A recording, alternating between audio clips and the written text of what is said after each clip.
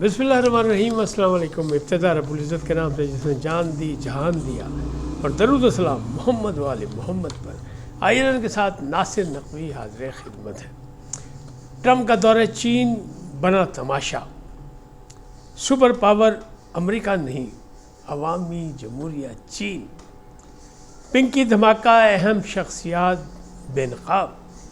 मोहसिन नकवी का खुफिया दौरा ईरान और फिर भारत रवानगी।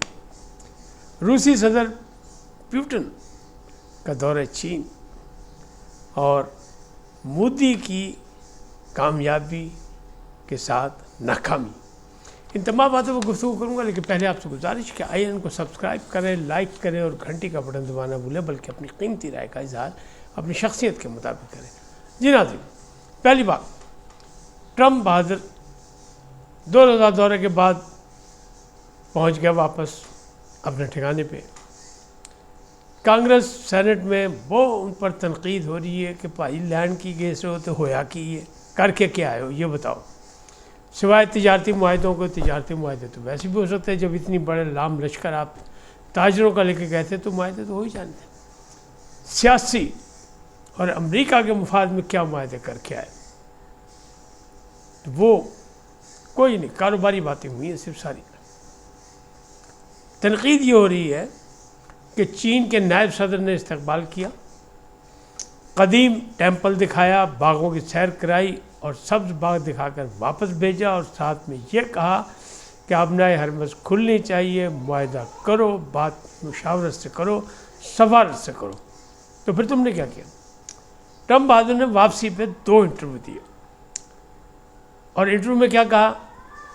उन्होंने कहा मैं फैसला कुन हमला ईरान पे करने जा रहा था और उसको सबक सिखा देता, लेकिन पाकिस्तान ने उसे बचा लिया।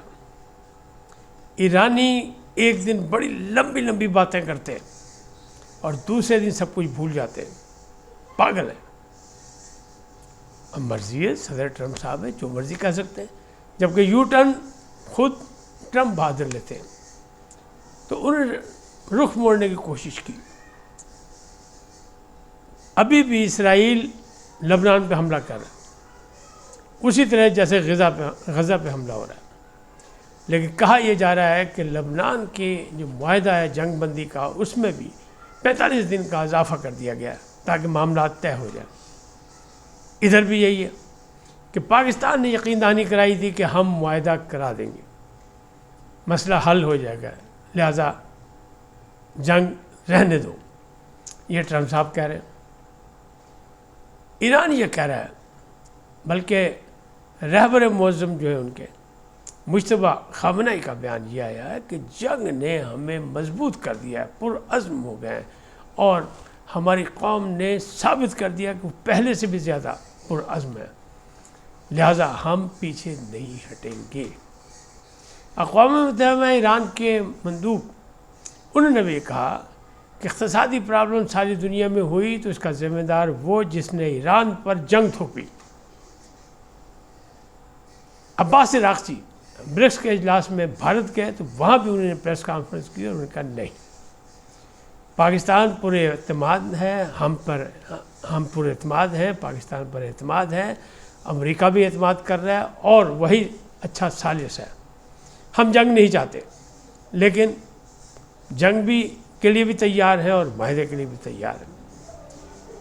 ट्रम्प बहादुर ये कह रहे हैं कि 20 साल की तजवीज़ बड़ी अच्छी है कि अफसरदगी का जो है वो एटमी जो जौहरी है वो उसको रोक दिया जाए 20 साल के लिए। हालांकि ईरान पहले भी ये कह चुका है कि एटम बम बनाना हमारा काम नहीं, लेकिन सलामती के लिए हथियार बनाना हमारा हक है। बहरहाल लगता ही है कि ये मायदा तो होना ही होना है। मैं तो बहुत देर से कर रहा हूँ, मैं बड़ा पुरुम्मीद हूँ, इंशाअल्लाह होगा। कुर्बानियाँ ईरान की रहेगा नहीं जाएंगी, वो अभी भी पुरअज़्म है, और वो तमाम तर मुश्किलात और मसाइल के बावजूद वो खड़े हैं अपने पाँव पर, और जो दिलेरी से बहादुरी से मैदान में खड़ा होता है फतह उसी की होती है। तो मायदा होगा। अब 20 साल का जो मसला है वो 10 साल पे आ जाए। ईरान कहता है 5 साल, अमेरिका बहादुर 20 साल, ये कहीं बीच में दरमियान में आके मसला हल होगा इंशाअल्लाह। وزیر داخلہ اور بڑے اہم وزیر یعنی محسن نقوی صاحب کے بارے میں یہ اطلاعات ہیں کہ انہوں نے خفیہ دورہ ایران کا کیا، یعنی غیر اعلانیہ، خفیہ سے مراد یہ ہے، مطلب یہ ہے کہ وہ ایران اپنا امریکہ کے دورے کے بعد ٹرمپ کے جو صورتحال، جو رابطے ہیں حکومت کے مختلف دوست ممالک سے، ایران سے، چین سے، مصر سے، قطر سے، ترکیہ سے، ان سب سے اس کے حوالے سے کوئی بات چیت کرنے گئے۔ یقینی بات ہے انہوں نے اپنے آؤٹ پٹ دی ہوگی ان کو کہ بس کریں جی، جانے دیں غصہ، اس کو معاملات کو ختم کریں۔ تو اس کے بعد وہ چلے گئے بھارت۔ اب چیما کو یہ ہو رہی ہے کہ یہ کیا بات ہوئی؟ بھارت تو جناب معاہدہ یو اے ای سے کر چکا ہے، دفاعی معاہدہ جس طرح سعودی عرب سے پاکستان کا ہے، اور وہ ٹرائکا بن گئی ہے اسرائیل، یو اے ای اور بھارت۔ تو محسن نقوی اس دورے کے بعد بھارت کیوں چلے گئے؟ تو بھارتی کرکٹ بورڈ نے ان کو دعوت دی تھی آئی پی ایل کے لیے، فائنل کے لیے۔ انہوں نے وزیر اعظم سے اجازت لی، ان کو بتایا اور وزیر اعظم نے ان کو اجازت دی اور جائے۔ مقصد وہی کہ وہ جو آر ایس ایس نے کہا تھا کہ کھیلوں کا میدان ہو یا تجارت کا میدان ہو، بارڈر کھلے رہنے چاہیے، دروازے مذاکرات کے کھلے رہنے چاہیے، تو پاکستان نے پہل کر دی کہ انہیں دعوت دی، تو پاکستان نے محسن نقوی کو بھیج دیا۔ حالانکہ محسن نقوی سے ان کی ٹیم نے، ان کی حکومت نے ہاتھ ملانے سے انکار کر دیا تھا۔ بہرحال ایشین کپ کی ٹرافی بھی نہیں لی انہوں نے، یہ سب کے سامنے۔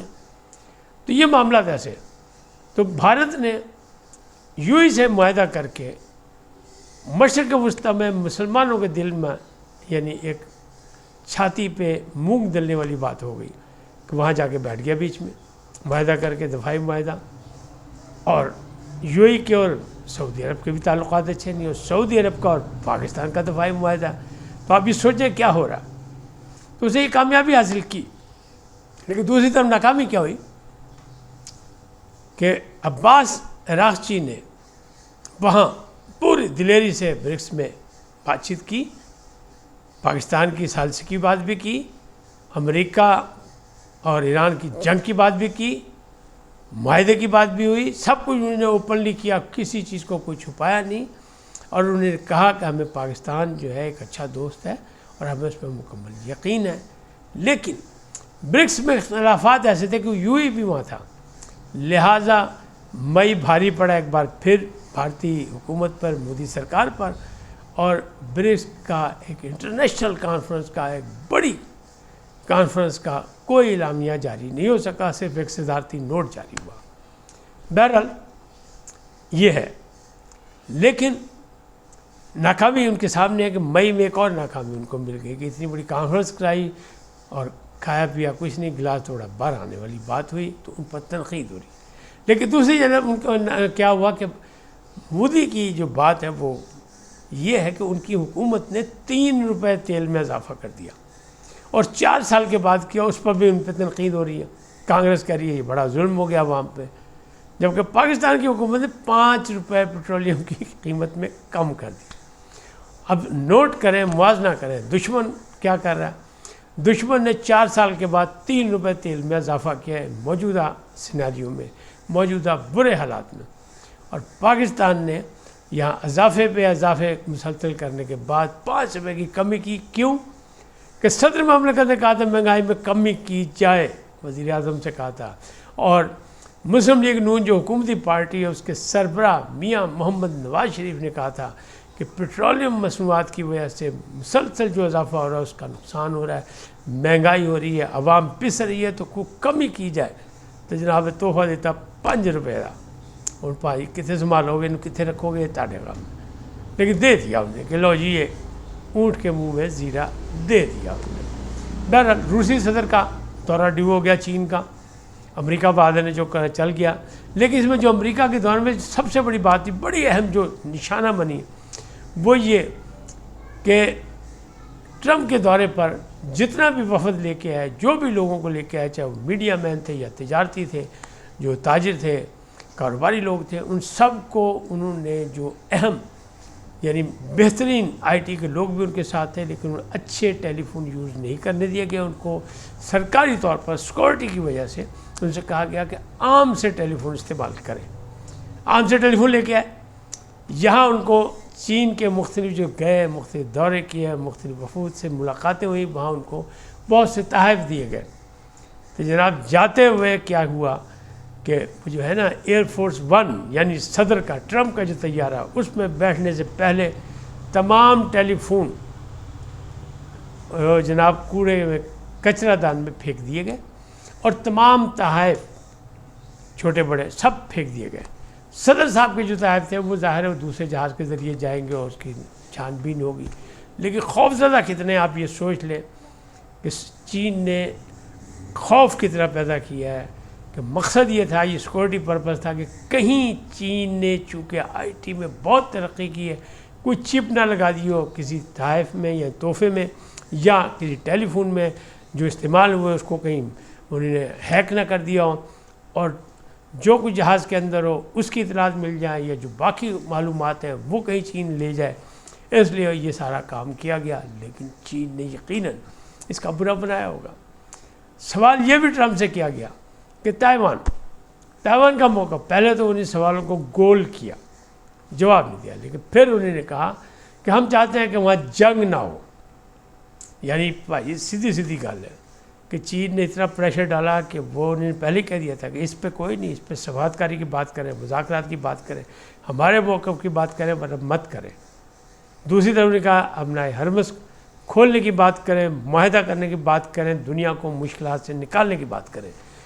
اب جتنا مرضی کہیں ٹرمپ کے بڑا کامیاب، لیکن کامیاب نہیں. پریشر میں رہے ٹرمپ ناکام رہے، اور ملک میں بھی ان پر دباؤ ہے اور انٹرنیشنلی بھی ان پر دباؤ ہے، کیونکہ جو تائیوان کا مسئلہ اس میں کہا ہم سفارت کاری سے مسئلہ حل کریں گے، جنگ نہیں کریں گے. اس کا مطلب کیا ہے؟ اس کا مطلب یہ ہے کہ تائیوان سے امریکہ بہادر یعنی ٹرمپ صاحب جو ہے وہ دستبردار ہو گئے. اور یہ یقیناً چین نے جو حکمت عملی استعمال کی اس میں یہ ثابت ہو گیا دنیا پر کہ سپر پاور نو مور، یعنی امریکہ نو مور، سپر پاور عوامی جمہوریہ چین. اب رشیا کے صدر پیوٹن بھی جا رہے ہیں 19 مئی سے 2 روزہ دورے پر. 3 بڑی طاقتوں کے یعنی صدور ملیں گے. جب ایک مل چکے ہیں، 2 ملیں گے. اس کے بعد جو سیناریو سامنے آئے گا دنیا کا وہ آپ کے سامنے ہوگا. اور اس میں یہی ہے کہ چین رشیا کے نزدیک ہو چکا، اور کس نے کیا ہے؟ پاکستان نے کیا ہے. یہ بھی کام پاکستان نے کیا ہے. اور چین کو سعودی عرب سے یا ایران سے بھی نزدیک پاکستان نے کیا. چین نے اپنا موقف کر لیا ہے. کہا جا رہا تھا کہ چین دستبردار ہو گیا، یو ٹرن لے گیا ایران کے معاملے میں، لیکن نہیں. اس نے کہا معاہدہ ہرمز کھلنی چاہیے، لیکن معاہدہ ہو اور سفارت کاری سے مسئلہ ختم ہو. تو یہ معاملات ایسے چل رہے ہیں. تو انشاءاللہ آنے والے دنوں میں جلدی یہ خوشخبریاں آپ سنیں گے کہ یہ معاہدہ ہوگا اور ثالث پاکستان ہی رہے گا، اور پاکستان کی ثالثی میں ہی سارا کچھ ہوگا کہ دنیا کی بڑی جنگ ابھی رکی ہے اور اس کا خاتمہ بھی ہوگا تو پاکستان کی ثالثی سے ہوگا. تو یہ معاملات اس حد تک کہ اب کرتے پنکی دھماکہ.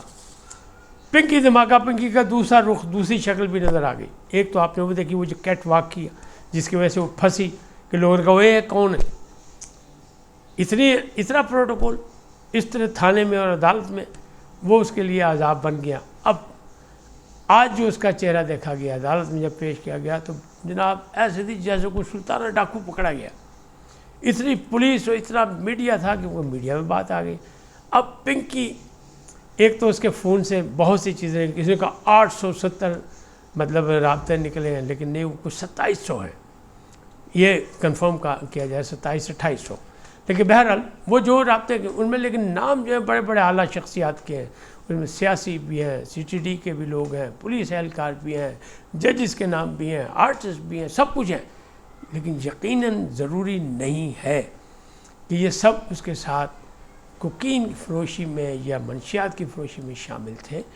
نام کسی کے بھی فون میں ہو سکتے ہیں، کہیں بھی ہو سکتے ہیں، لیکن بہت سی اہم شخصیات بے نقاب ہو رہی ہیں اور مزید ہوں گی.